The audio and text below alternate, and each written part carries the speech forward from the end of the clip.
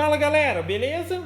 Então nesse vídeo aqui eu vou falar a respeito desse assunto aí de servomotor de uma maneira superficial, tá? Nada técnico, nem coisa do tipo. É só para que fique de fácil entendimento e para que na eventual situação você não adquira por engano um servomotor pensando que é um motor de passo.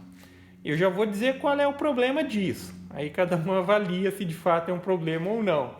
Porque assim, é bem comum encontrar motores de passo em sucata, máquinas antigas que exijam precisão e tal, provavelmente elas têm motores de passo. E algumas delas podem ter servomotores. Tá? A diferença básica, qual que é a diferença de um servomotor e um motor de passo? O motor de passo, ele recebe a informação e para o equipamento, se ele realizou ou não o que deveria, não existe essa informação. Tá? Vamos colocar aqui no nosso caso uma CNC. Saiu a informação lá do driver e tudo mais, chega aqui em forma de pulsos e tudo mais, anda 100 milímetros. O motor recebeu.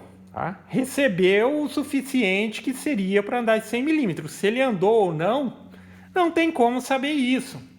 Num servomotor, chega essa informação. Tá? Chega essa informação, anda 100 milímetros. Ao mesmo tempo, ele está sendo monitorado. Então, aqui atrás tem um encoder que fica fazendo a leitura. Tá? É uma espécie de um disquinho que está preso no próprio eixo do motor. Pode ser magnético, pode ser por laser. Só que recebeu a informação, anda 100, ao mesmo tempo ele está verificando se de fato está e está mandando a informação lá para o driver. Ele pode desde relatar um problema dizendo que o eixo travou, tá? Não rodou o que deveria. Ou fazer a correção, isso instantaneamente. Tá? Andou 99, ele faz andar 100. Tá? Vê a informação, tinha que andar 100, ele vai fazer. Tá? Então essa é a questão. Num servomotor, existe um monitoramento do que está acontecendo aqui. Então, por exemplo, pode ser muito preciso na questão de controle de velocidade. Você pode controlar o torque que o motor vai ter. Você pode controlar o posicionamento. Mesma coisa, motores de passo eles têm uma ênfase grande em torque e posicionamento. Tá? Até tem uma certa questão de velocidade, controle de velocidade. Mas é um controle que não tem um retorno de informação. Não é preciso, não é tão preciso quanto acontece aqui. Aqui é um monitoramento. Ele está mandando a informação e está verificando se de fato está acontecendo. Qual é o problema de um servomotor? O problema do servomotor é que o driver que controla um servomotor é muito, muito caro. Tá? É muito caro, obviamente, quando a gente leva em consideração um equipamento caseiro. Não compensa. Já pensou pagar R$1.000, mais de R$1.000 em um driver? Por mais que tivesse um motor, você pagar R$1.000 em um driver, complicado, não? Esses motores, esses dois aqui, eu peguei, digamos assim, meio que como parte do pagamento da CNC caseira que eu vendi. Tá? Esse eu tenho certeza que eu vou utilizar, está perfeitamente funcionando, é um motorzinho de aproximadamente 20 quilos. E esse daqui, cara, não compensa nem comprar um driver para testar, para ver se tá funcionando ou não, não compensa. É mais fácil, eu me propor a vender ele mesmo por um preço barato, mas para alguém que tem a possibilidade de ter o driver lá, às vezes tem um motor semelhante que nesse daqui, estragou e tudo mais, consiga testar lá para dizer está funcionando ou não está funcionando. Aí faz negócio. Mas fica aí, tá? Isso daqui que está aqui na frente são reduções planetárias, tá? Aqui tem 3:1 e aqui tem 8:1. Então, por exemplo, esse motor aqui, que aqui tem aproximadamente 20 kg de força, aqui desse outro lado aqui teria praticamente 160. Tá? Então é uma maneira quando assim, alguns equipamentos eles não têm foco em velocidade, tá? Às vezes é muito mais eficiente a força, então não necessariamente você precisa comprar aquele motorzão imenso para movimentar um equipamento grande. Perceba que olha o tamanho do acoplador que está aqui. Isso daqui, segundo quem passou eles para mim, era de uma espécie de uma impressora de banner, alguma coisa assim, bem grande, tá? Porque olha aqui o tamanho do acoplador. Aqui já sai um eixo, acho que de 12 milímetros ou meia polegada, tá? Ao ponto que aqui, ó, aqui entra o eixinho de 8.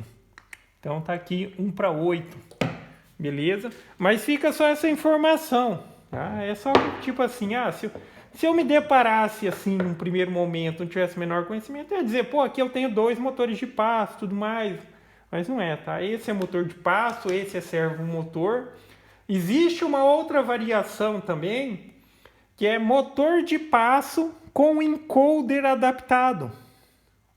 É tipo assim, é uma maneira de você obter esse mesmo feedback aqui, só que da mesma maneira precisa de um driver apropriado, que também não é barato.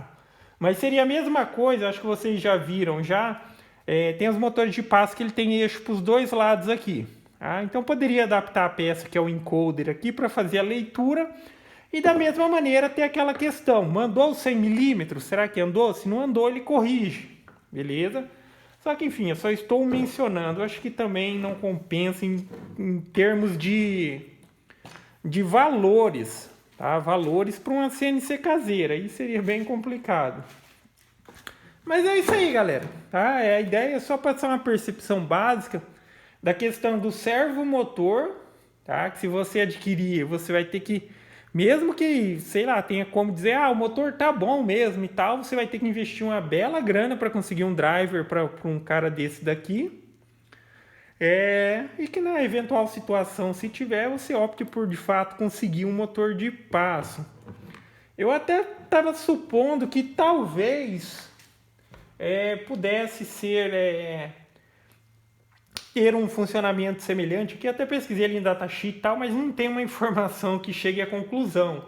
Mas pelo aquele teste básico, eu posso chegar a 2 conclusões, ou a princípio a 2 conclusões. Ou esse motor aqui ele está com algum tipo de curto, ou de fato o bobinamento dele ali obedece um esquema diferente. Porque no motor de passo, depois que a gente achou a bobina, se você pega um multímetro aqui, ó, pode colocar até no próprio bip, tá? Então aqui eu tenho 4 fios nesse motor, ó. Perceba que se eu colocar aqui, ó, tá? Aqui é uma bobina e esses 2 é outra. Então não existe contato entre as demais. Aqui é uma bobina e aqui é outra, tá? São as extremidades da bobina, a ligação mais comum em motor de passo. Então eu fiz o mesmo teste aqui, porém aqui eu tenho condutividade em 3 fios. Tá? Se fosse, digamos assim, um motor de passo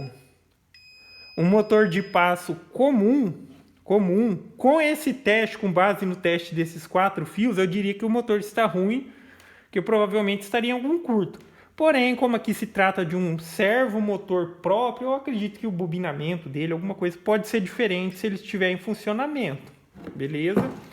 Mas é isso aí, galera. Então, gostou do vídeo? Dá um joinha, inscreve no canal, que em breve estarei postando mais vídeos. Falou?